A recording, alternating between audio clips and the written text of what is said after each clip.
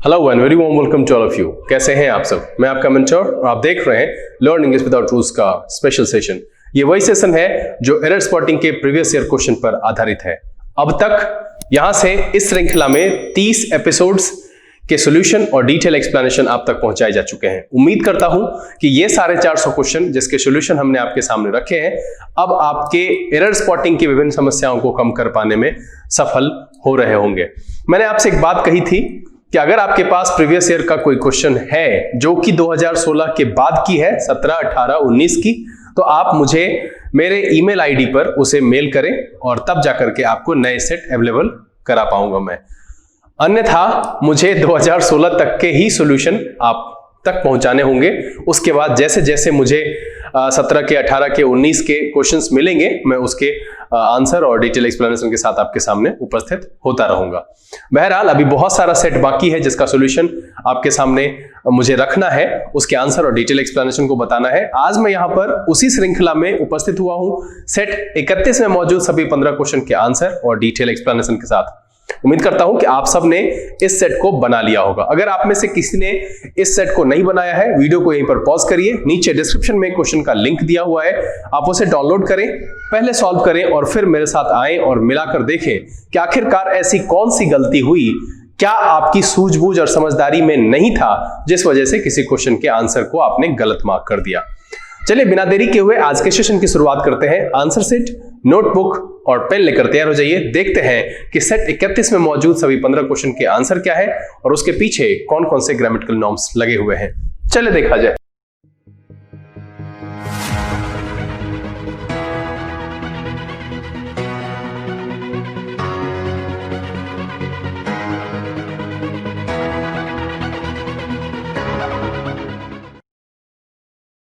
आइए अब हम आज के सेशन की शुरुआत करते हैं और देखते हैं कि सेट 31 में मौजूद सभी 15 क्वेश्चन के आंसर क्या है और उसके पीछे कौन कौन सा ग्रामेटिकल नॉर्म्स लगा हुआ है। सेशन को शुरू करने से पहले जो लोग इस चैनल पर नए हैं, चैनल को सब्सक्राइब करना और बेल आइकन प्रेस करना नहीं भूलेगा ताकि यहां से अपलोड की गई वीडियोस की नोटिफिकेशन आपको मिले और आपका कोई भी सेशन मिस ना हो।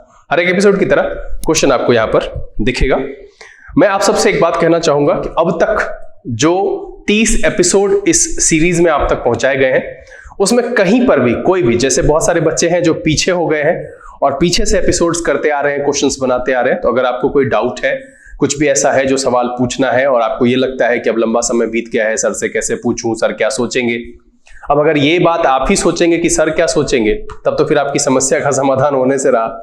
इसलिए बेहतर है कि अगर आपको समस्या है तो नीचे लिख करके मुझे सूचित जरूर करेंगे और अगर नहीं है तो अच्छी बात है, लगे रहिए, बनाते रहिए।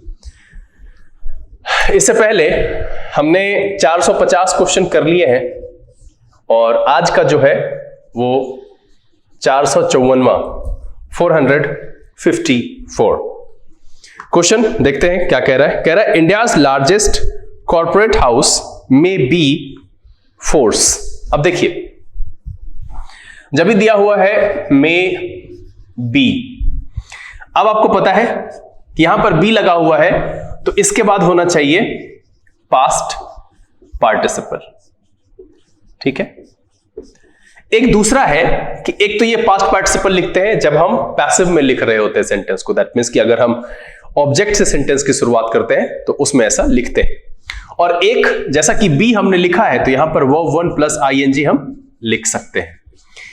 बट यहां पर मीनिंग जो है वो अगर आप देखेंगे, इंडियाज लार्जेस्ट कॉर्पोरेट हाउस में बी फोर्स्ड, तब जाकर के इसका मीनिंग यहां पर कंप्लीट होगा। और यहां जो फोर्स लिखा हुआ है बी में वो बिल्कुल गलत है, इसमें हम ईडी ऐड करेंगे और तब जाकर के जो इसका आंसर हो जाएगा वो हो जाएगा बी। देखिए, मैं समझता हूं कि अब बेसिकली पैसिव में, जबकि मैंने वॉइस के पूरे सेशन को बता दिया है, कंप्लीट कर दिया है, एरर स्पॉटिंग के क्वेश्चंस बहुत जल्द मैं आपको उपलब्ध कराऊंगा, फिर उसके बाद उसका सॉल्यूशन भी करेंगे।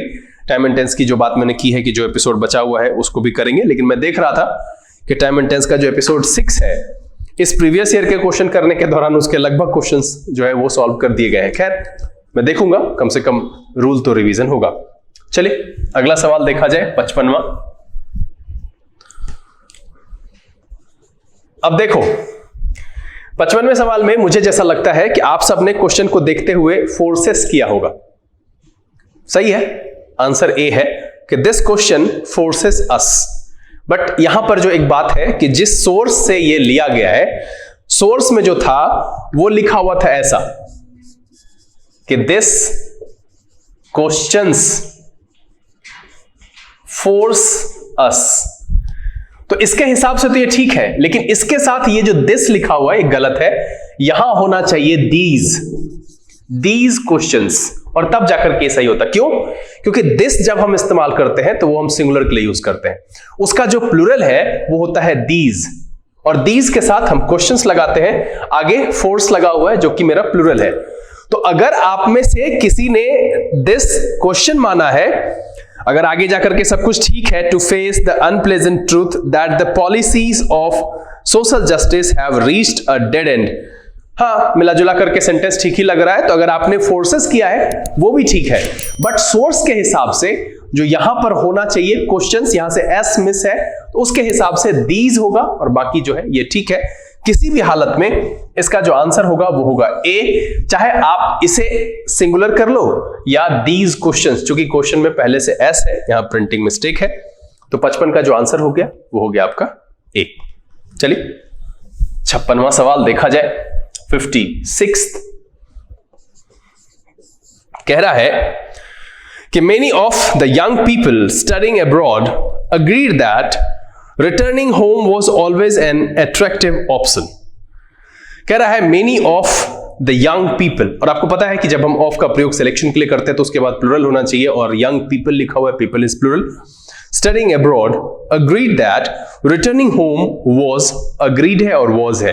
तो इसमें इस क्वेश्चन में जो इसका ए वाला पोर्शन है, बी वाला पोर्शन है, सी वाला पोर्शन है और डी वाला पोर्शन है, सबका सब ग्रामेटिकली सही है। ग्रामेटिकल नॉर्म्स का प्रयोग यहां पर ठीक ढंग से किया गया है, एंड दैट्स व्हाई 56 का जो आंसर है वो है no error and the option is E.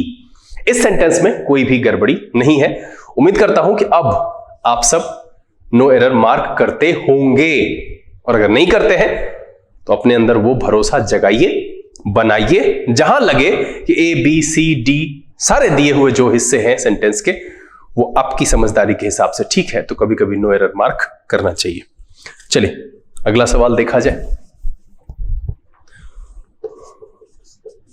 57th कह रहा है द गवर्नमेंट नीड्स, यहां पर सिंगुलर माना है। अब देखिए सबसे पहले गौर क्या करने वाली बात है, नीड्स मतलब है V5, मतलब है present. The government needs to private specific regulations that create an environment where trained scientific personnel enjoy ना। जब हमने यहां पर नीड्स लिखा है तो वहां क्या होना चाहिए, एंजॉय। एंजॉयड लिखेंगे तो वो पास्ट हो जाएगा, और यहां क्या लिखा हुआ है, एंजॉयड, वो गलत है। यहां से हम ईडी हटा देंगे क्योंकि एंजॉयड होने पर ये V2 हो जाएगा, एंड V2 जो है वो पास्ट को एस्टैब्लिश करता है। मेरी पूरी कहानी कि government needs to provide specific regulations that create an environment where trained scientific personnel enjoy space and freedom, design new products benefiting society. और तब जाकर के सही होगा। हम क्या करेंगे, यहां पर एंजॉयड में से ईडी को हटा देंगे। दैट मीन्स कि उसे हम, चूंकि यहां पर्सनल है और ये ग्रुप को ये करता है, एक से ज्यादा लोगों के लिए करता है, तो यहां पर जो है हम इसका आंसर हो जाएगा सी। क्या करेंगे इसमें, एंजॉयड चूंकि पास्ट को बता रहा है और मेरे सेंटेंस की कहानी प्रेजेंट को बयां कर रही है, दैट्स व्हाई एंजॉयड इस संदर्भ में फिट नहीं है, इसलिए इसका जो आंसर हो जाएगा वो हो जाएगा सी। चलिए 58th क्वेश्चन देखा जाए, 58वां कह रहा है दो the book is not yet available in India. कह रहा है कि दो the book is not yet available in India, reviews published in this country suggest. अब देखिए रिव्यूज पब्लिश्ड, रिव्यूज की बात कर रहा है तो इसलिए है suggest that it is a complex study of an extremely complex personality. Sentence में जहां जहां भी यूज किया गया है ग्रामेटिकल नॉर्म्स जो भी लगा हुआ है, यहां पर कह रहा है the book is not yet available in India, बिल्कुल सही है। Reviews published in this country suggest, यानी कि अगर बीच में से पब्लिश्ड इन दिस कंट्री हटा देंगे तो reviews suggest that it is a complex study of an extremely complex personality. और बिल्कुल यहां पर चार के चारों ऑप्शन यानी ए बी सी डी कहीं पर कोई गड़बड़ी नहीं है। और फिर से जो इसका आंसर है no error and the option is E. समय बहुत बचाता है, स्पेशली जब मैं सेशन को करने के लिए आता हूं, मैं आपको क्वेश्चन की एक्सप्लेनेशन बता रहा होता हूं और अगर उसमें 3-4 नो एरर आ जाता है तो सेशन का ड्यूरेशन घट जाता है और आपको भी थोड़ा वजन कम पड़ता होगा। जैसे आपके लिए परेशानी ज्यादा है क्योंकि गलती होने के चांसेस आपके बढ़ जाते हैं। आप फ्रेंडली नहीं हैं, आप अक्सर नो एरर मार्क नहीं करते हैं, बट मैं आपको ये कहूंगा कि अपने आप में वो भरोसा जगाइए। हमने 450 से ज्यादा क्वेश्चन कर लिए हैं। आज देखिए 458 क्वेश्चन कर रहे हैं, 453 क्वेश्चन इससे पहले 30 सेशन में मैंने आपको बताए। कम से कम उसकी वैल्यू तो होनी चाहिए। और अगर अब आपको परेशानी हो रही है, एक बार फिर से फ्लैशबैक में जाने की जरूरत है और देखने की जरूरत है कि आपसे गलती कहां हुई, क्या चूक हो रही है, कौन सी ऐसी वजह है जो आपसे सुधार नहीं हो रहा है। फिर भी समझ में नहीं आ रहा है तो आप अपनी परेशानी लिख करके मुझसे पूछिए जरूर। चलिए अगला सवाल देखते हैं, 59th। कह रहा है conventionally speaking men are supposed to earn while women are supposed to sit at home, do housework। ठीक है, do housework, देखिए क्या लिखा हुआ है, do housework and आपको पता है कि जब एंड से जोड़ते हैं हम किसी भी चीज को, तो मैंने क्या कहा था, दोनों तरफ same kinds of parts of speech. यहां पर हमने क्या लिखा है, डू, ध्यान रखेंगे। आगे लिखा हुआ है ब्रिंगिंग अप, एक फ्रेजल वर्ब है ब्रिंग अप। ब्रिंग अप का मतलब होता है पालन पोषण करना। तो यहां ब्रिंगिंग अप नहीं होगा, जब हमने यहां पर लिखा है डू तो यहां होना चाहिए ब्रिंग अप। और ये इतनी बार बताया हूं, इतने सेट में इस सवाल का जो सवाल के एक्सप्लेनेशन के दौरान ये एंड वाली बात मैंने आपको बताई है। मुझे लिख करके बताइए जरूर कि ये जो 459th क्वेश्चन है ये किस किस का गलत है। और अगर गलत हुआ है आपका ये क्वेश्चन, तो ये आपके लिए एक रेड मार्क जैसा है आपके ऊपर। सोचना पड़ेगा आपको कि इतनी बार, इतने एपिसोड्स बनाने के बाद भी अगर आपके जहन में यह बात नहीं आती है कि एंड से जुड़े हुए जो दो वर्ड्स होते हैं, दोनों की जो ग्रामेटिकल कैटेगरी होती है वो दोनों एक जैसी होती है। मैंने कितनी बार आपको बताया है, ये आपके जहन से नहीं जाना चाहिए। और अगर ये जा रहा है ना, आपको परेशानी होगी आपके रिजल्ट में।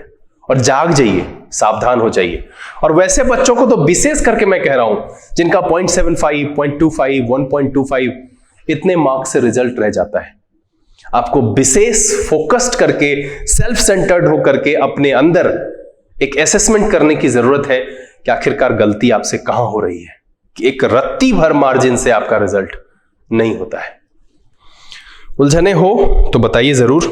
यहां पर क्या हो जाएगा, जो ब्रिंगिंग अप है उसको हम चेंज करेंगे ब्रिंग अप में, और इस लिहाजन जो इसका आंसर हो जाएगा 59th का डी। मैंने ऐसा क्यों किया ये आपको समझ में आ गया होगा कि एंड से जुड़े हुए दो वर्ड्स में दोनों की कैटेगरी एक जैसी होती है। हम कभी भी ऐसा नहीं लिखते हैं राम एंड गुड। राम है नाउन, गुड है एडजेक्टिव। जब हम लिखते हैं तो नाउन लिखते हैं राम एंड श्याम, यानी तो लिखते हैं गुड एंड बैड। तो मतलब है कि अगर हम एडजेक्टिव जोड़ रहे हैं एंड से तो दोनों एडजेक्टिव ही होना चाहिए। अगर हम नाउन जोड़ रहे हैं एंड से तो दोनों तरफ राम एंड श्याम ही लिख सकते हैं, राम एंड प्ले नहीं लिख देंगे। प्ले जब नाटक होगा तो कैसे आएगा, उसके साथ नहीं आएगा, मीनिंग नहीं देगा ना। वर्ब की तरह होगा, प्ले वर्ब है और राम नाउन है, नहीं होगा। आपको नाउन को जोड़ना पड़ेगा। मतलब ये है, फिर से मैं इतनी बार इसलिए बोल रहा हूं कि आपके जहन में रह जाए अगर आपसे गलती हुई है तो। एंड से जुड़े हुए दो शब्द का जो कैटेगरी होता है एक ही जैसा होता है। चलिए अगला सवाल देखा जाए, 60th क्वेश्चन। कह रहा है the movement which aims to raise awareness about climate change hopes to bring people together to think about what they can do।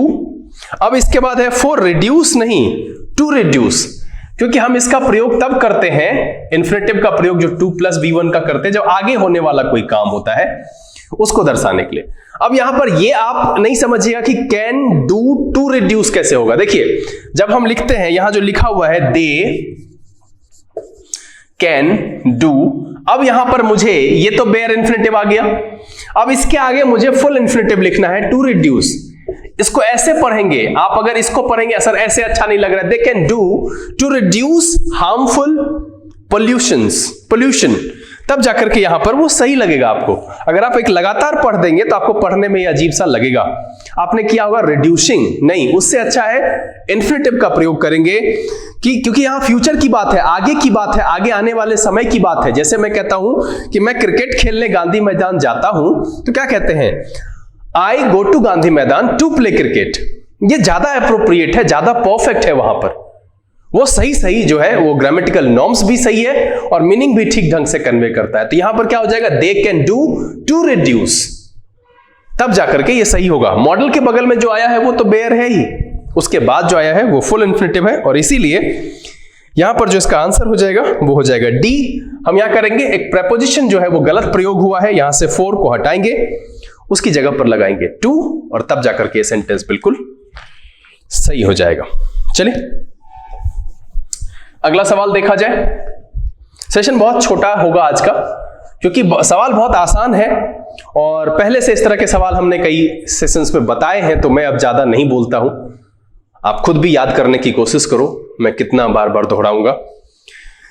61वां सवाल कह रहा है, workers battling to restore power supply to the damaged reactors have been successful in reaching up to, अच्छा यहां have successful है, नहीं, have been successful.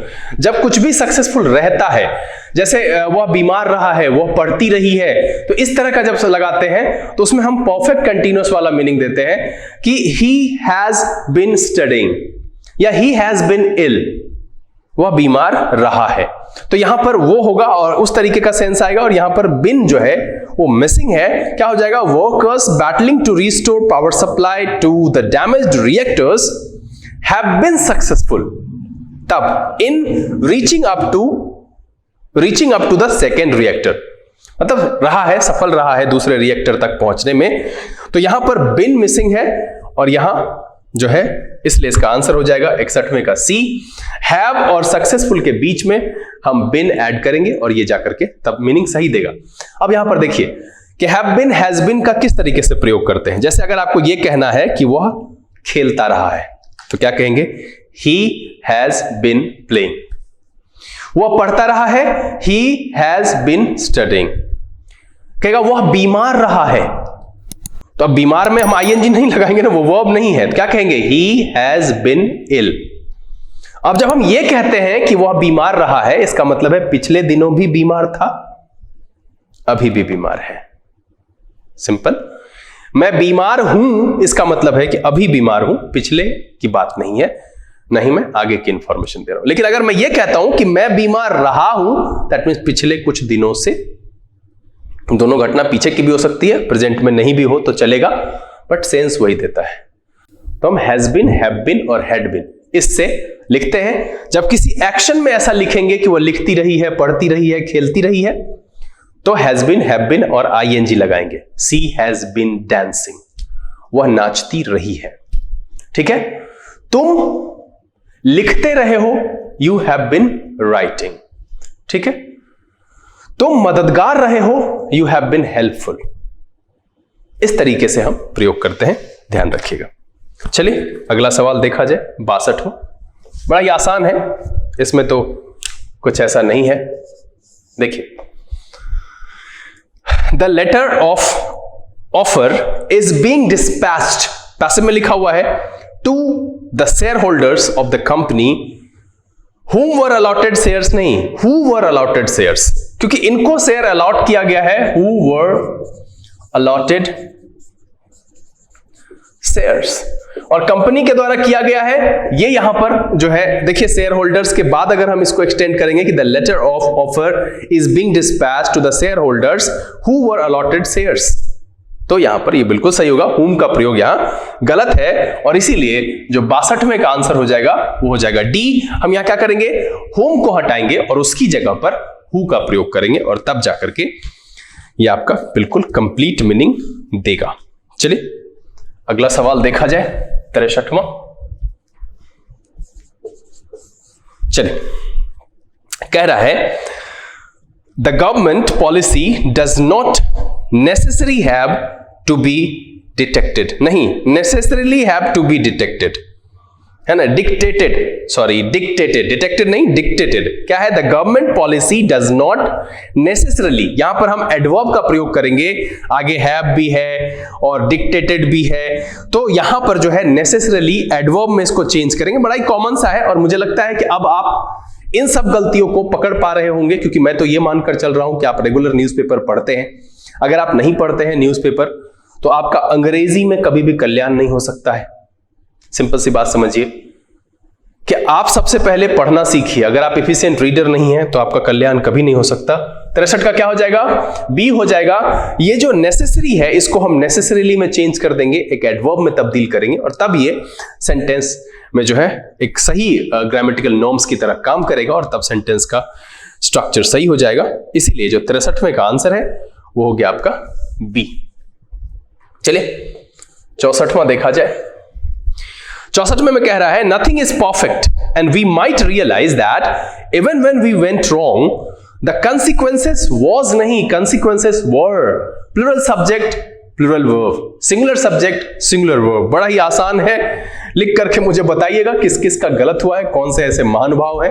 और शर्माने की जरूरत नहीं है, कभी कभी हो जाता है कि आप ज्यादा सीरियस होकर बनाते हैं तो भी छोटी छोटी चीजें अक्सर छूट जाती हैं।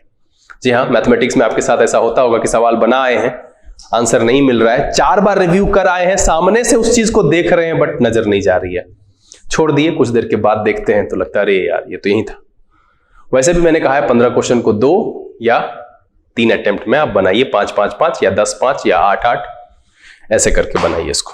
चलिए तो यहां पर क्या हो जाएगा, कंसिक्वेंसेस वर, तो इसीलिए जो 64वें का आंसर हो जाएगा वो हो जाएगा डी। चलिए 65वां देखा जाए। बड़ा सस्ते में निपट गया सेशन, है ना, बहुत जल्दी जल्दी भी मैं पढ़ा रहा हूं, थोड़ी परेशानी है, आवाज ढंग से नहीं निकल रही है। कह रहा है कि when the astronomers first begin, आपको पता है फर्स्ट बिगिन V1 है, हो सकता है एस्ट्रोनॉमर्स लिखा हुआ है, studying the motion of galaxies they had no idea. जब कहानी पास्ट की है तो इसको बिगिन नहीं बिगेन होना चाहिए, दूसरा फॉर्म, ये फॉर्म यहां पर गलत है, V2 होना चाहिए और तब जाकर के इसका मीनिंग सही आएगा। क्या आएगा कि when the astronomers first began studying the motion of galaxies they had no idea they had embarked upon a great discovery। और इसीलिए जो 65वें का आंसर हो जाएगा वो हो जाएगा आपका A। क्या करेंगे इसमें, बिगिन जो कि V1 है उसको हम दूसरे फॉर्म बिगिन में चेंज करेंगे क्योंकि कहानी पास्ट की है। चलिए 66वां सवाल देखा जाए और ये इस सेशन का आखिरी सवाल होगा। क्यों, उसका रीजन बताते हैं, हड़बड़ाई नहीं। कह रहा है the child was too small. और देखिए यहीं पर गड़बड़ी दिखी आपको, क्यों, क्योंकि प्रपोजिशन के बाद नाउन या प्रोनाउन का इस्तेमाल करते हैं। ये क्या है, स्मॉल एडजेक्टिव, इसके पहले एडवर्ब का प्रयोग करेंगे और वो है टू एक प्रकार का एडवर्ब है, ठीक है। तो ये कहां प्रयोग होता है, टू का प्रयोग होता है एडवर्ब या एडजेक्टिव से पहले और उसके बाद 2 + V1 का प्रयोग होता है। ये ध्यान रखिएगा कि इसका स्ट्रक्चर ऐसा ही होता है। क्या होता है, 2 + एडजेक्टिव या एडवर्ब और फिर होता है 2 + V1। इसका मतलब क्या होता है, मोर देन एनफ। और नेगेटिव एडजेक्टिव के साथ इसका प्रयोग करते हैं। ऐसे एडजेक्टिव जो नकारात्मक मीनिंग देते हैं उसके साथ हम इसका प्रयोग करते हैं। तो इसीलिए यहां पर जो 66वें का बी है वो गड़बड़ है, यहां पर 2, और इसीलिए जो 66वें का आंसर हो जाएगा वो हो जाएगा बी।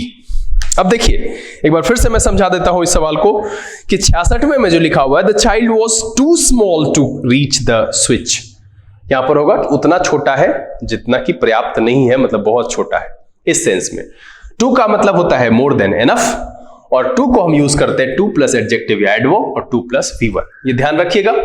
इसका जो सेंस आता है वो नेगेटिव एडजेक्टिव के साथ ज्यादा अच्छा आता है, ठीक है, टू बैड, टू स्मॉल, इसलिए 66वें का जो आंसर हो जाएगा वो हो जाएगा बी। अब रही बात कि मैंने ऐसा क्यों कहा कि ये इस सेशन का आखिरी सवाल है, क्योंकि 67वां सवाल जो है वो मैंने सेट 21 में आपको बता दिया है। ये सेट 21 का सवाल नंबर 6 है। 6 और वो सेट 21 जो 6 हो, मुझे लगता है 15 जो है एक सेट में सवाल होता है, तो 300 सवाल जो है वो 20 में हो गया होगा। तो सेट 21 का 6 नंबर और 7 नंबर सवाल है, वो जिस किसी भी क्रम में शुरू हुआ होगा, ये दोनों सवाल आपको वहां मिल जाएगा, इसलिए मैं इसको यहां पर डिस्कस नहीं कर रहा हूं।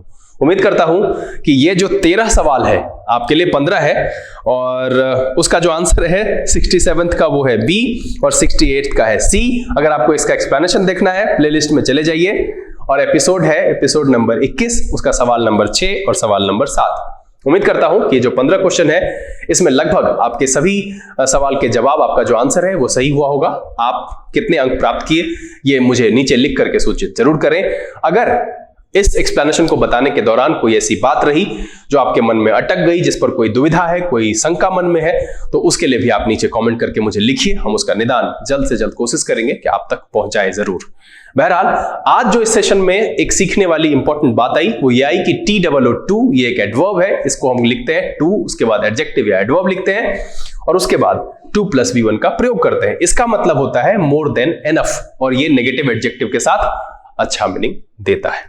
उम्मीद करता हूं कि यह सेशन आपके लिए रोचक और ज्ञानवर्धक रहा होगा। अगर ये वीडियो आपको अच्छा लगा आप इसे लाइक कर दें। अगर आपने चैनल सब्सक्राइब नहीं किया प्लीज सब्सक्राइब कर लीजिए और बेल आइकन जरूर प्रेस कीजिएगा ताकि यहां से अपलोड की गई वीडियोस की नोटिफिकेशन आपको मिले और आपका कोई भी सेशन मिस ना हो। जो लोग यहाँ पर पहले से जुड़े हुए हैं वो इसे ज्यादा से ज्यादा सोशल नेटवर्किंग साइट पर शेयर करें, पढ़ें, पढ़ाएं, खुश रहें, मस्त रहें। अब समय है यहाँ से विदा लेने का। अगले दिन एक और रोचक एपिसोड के साथ आपके सामने बहुत जल्द उपस्थित होते हैं। तब तक के लिए लर्न इंग्लिश विदाउट रूल्स के सेशन से this is B K Singh signing off. Keep reading, keep practising. Thank you, God bless you.